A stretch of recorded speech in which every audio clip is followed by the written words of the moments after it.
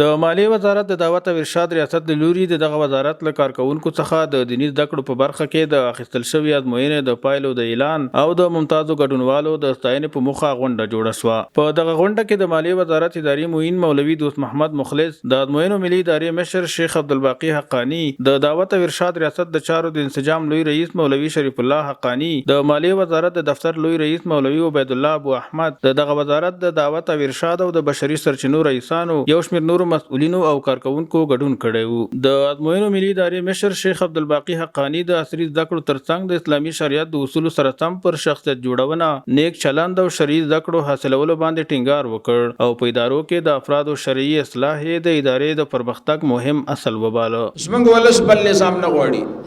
اسلام دا زموږ اخري نسخه ده او دا د عزت نسخه ده. زموږ یو تعلق د دنیا سره دی، یو تعلق هم د دین سره دی.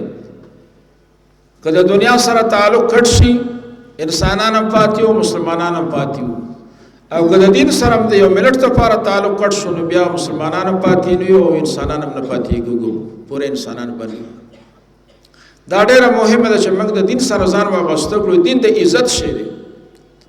نن که تاسو د افغانانو حیثیت وګورئ د دنیا په سیاسي مارکیټ کې د نورو قومونو په نسبت باندې ډېر اوچت دی. د اوچتوالي وجه څه ده؟ هغه دا چې دا ولس مسلمان ولس دی، اسلام ته وفادار ولس دی، په اسلام باندې قرباني ورکوي، د اسلام نه دفاع کوي. د دې وجه نه د دې ولس چې کوم عزت او حیثیت دی په دنیا کې، هغه د بل قوم دا نشته.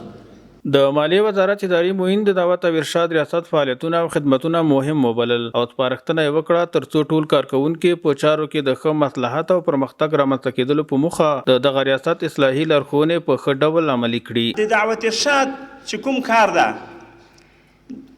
ډیرو سره دا فکري ډیر په کمه دې موضوع ته ګوري، خو حال دا چې دا یو ډیر عظیم شانه موضوع ده، ځکه الله جل جلاله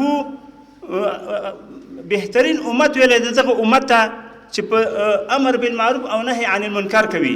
په دې کار کې چې کوم ملګري مسؤلین مقرر دي، دوی یو ډیر عظیم شان کار کوي.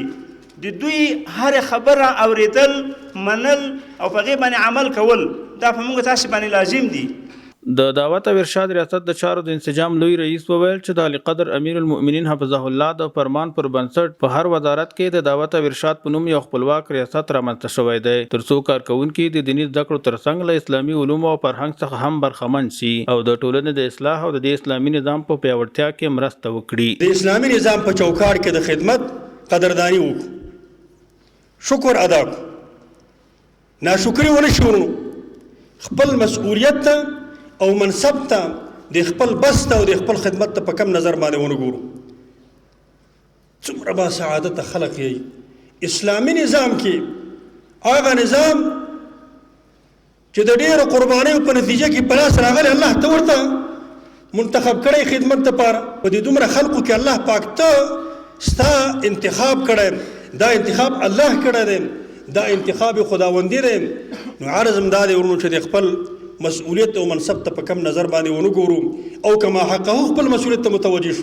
د مالیې وزارت د دعوت او ارشاد رئیس د ټولو ګډونوالو له راتګ او دغه وزارت له کارکونکو څخه د کارونو د ښه پرمخ وړلو له امله مننه وکړه او د دعوت او ارشاد په چارو کې له ټولو کارکونکو څخه د لا ښو همکاریو غوښتونکی سو. د خپل د دې وزیر صاحب چې الحاج ملا محمد ناصر اخون دامت برکاته او دا رقم د خپل معینان صاحبانو څخه د دې وزارت او دا رقم د رئیسانو صاحبانو څخه او دا رقم امیران صاحبان، مدیران صاحبان، ټول کارمندان څخه ډیر منندوی یو.